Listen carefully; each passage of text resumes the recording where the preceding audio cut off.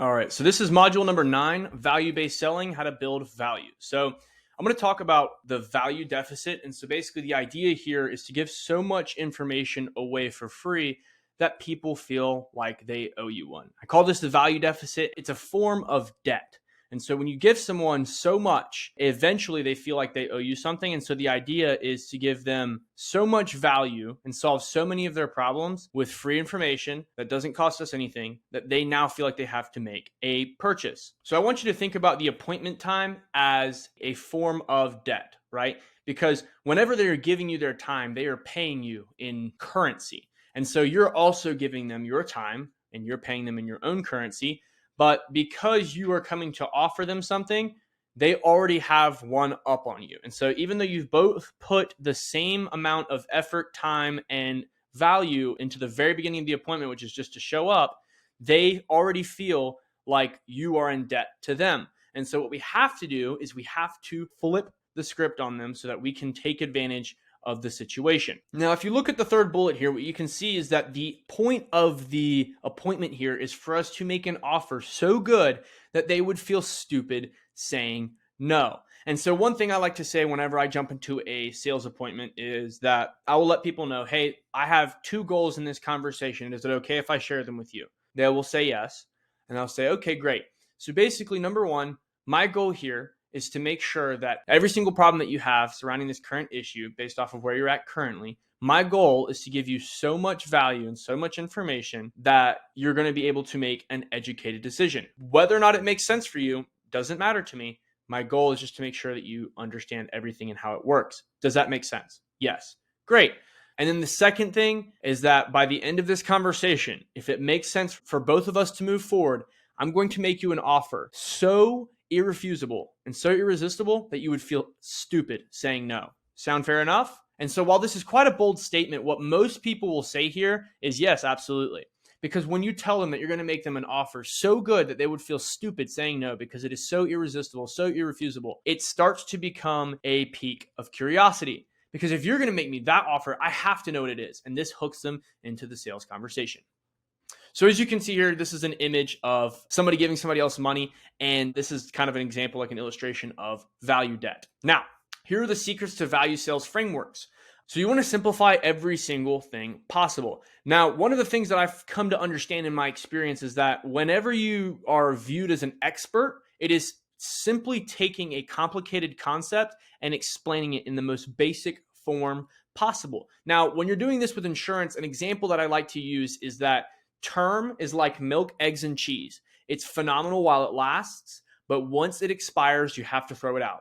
Now, whole life is more like a Twinkie. You can leave it on the shelf for the rest of your life, and it doesn't matter because it never goes away, and it's just like the name sounds, whole life. Does that make sense? This is a very comprehensive way to explain the difference between term and whole life insurance, and it really, really helps people get a grasp of the concept. Now, value add. These are things that you're going to do that are outside of what you would normally do in a sales appointment. And so an example of value add that I like to give to my clients is putting them on the do not call list. I like to do this particularly for seniors because they get telemarketing calls out the ass and they do not want to deal with those. They just want to answer the calls from the grandkids and from the people that they like. And when you do this, not only do you build more trust with them, but you also solve another issue in their life. So there's many other things that you can do here to solve other little problems, they can be situational. But the way that I look at value add is that if it doesn't take me more than 5 minutes, but it actually makes a huge difference in their life, I want to offer them that solution. Another thing would be like explaining the different types of benefits that come with a fraternal society's policy. So like, for example, if you're selling Royal Neighbors or if you're selling Foresters, I would mention the free simple will, the discounts, all those things are included because people love those. I love to talk about how they're offering community service to impoverished communities, and they're also giving away college scholarships to people who are underserved. The reason why this is so huge is because not only are you giving them a solution to their insurance, not only are you solving all their other problems and helping them out, but you're helping them to get behind a bigger mission and you're giving them a why on top of their why, which starts to create an irrefusable offer. Now, I'm going to talk about selling service here for a second, and I'm not going to dive too deep into this, but if you're following the systems that are in this program, you should be servicing and following up with all of your clients. If you're not doing this, you are a bad agent. I'm sorry to tell you that, But if you're watching this, you are one of the 1% of agents that are not going to be bad after watching this, if that's the case. So if you got offended by watching that, it's probably because you're not servicing your clients and you should start. But when you sell the service, it's about letting them know that you're going to help their beneficiary and you're going to handhold them through the claims process. You're letting them know that if they need anything ever, they're going to call you on your personal cell and they can get in contact with you even when they can't get in contact with the company. So in the event that it is not a good time for business hours or something that's urgent and they need to get a hold of you, that they can.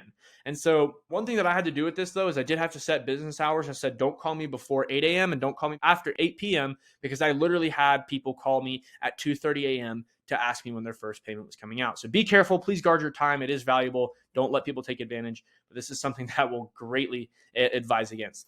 One of the other things is that you do want to give more than they expect. I want to make them feel like they are taking advantage of my service. They should feel like they are robbing me. This is how you can start to work your way into referrals. And then the fifth thing in building value that you need to remember is that you have to get them to tell you all of the problems. And so I want you guys to imagine with me for a second that you go to a house, and I'm sure if you've done face-to-face sales, you know exactly what I'm talking about. But you see the roof caving in.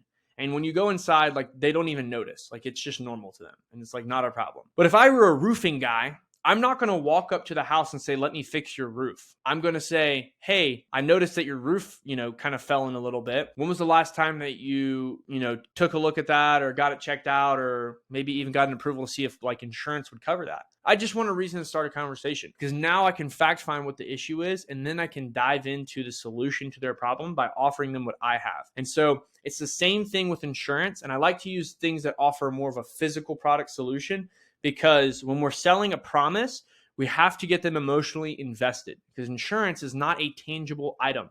Yes, they get a policy, but it takes 2 weeks.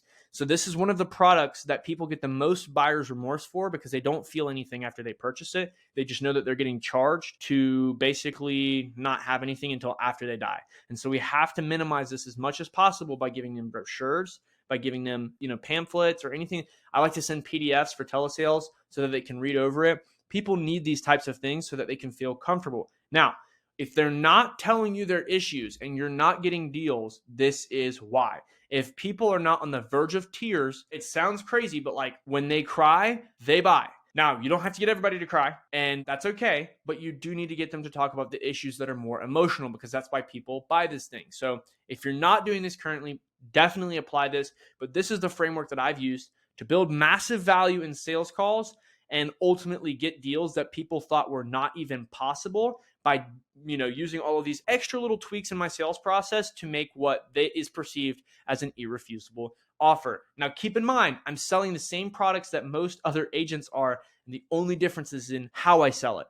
So if you want to go ahead and apply this framework, I would definitely take notes on how you can do this in your sales process. And I'm actually going to make a separate video on how you can do this and the analogies you can make and the things that you can do throughout your sales process so that you know how to do these at a very, very high level from someone who's a ton of experience in doing this. So thank you for watching this video, and we'll see you in the next one.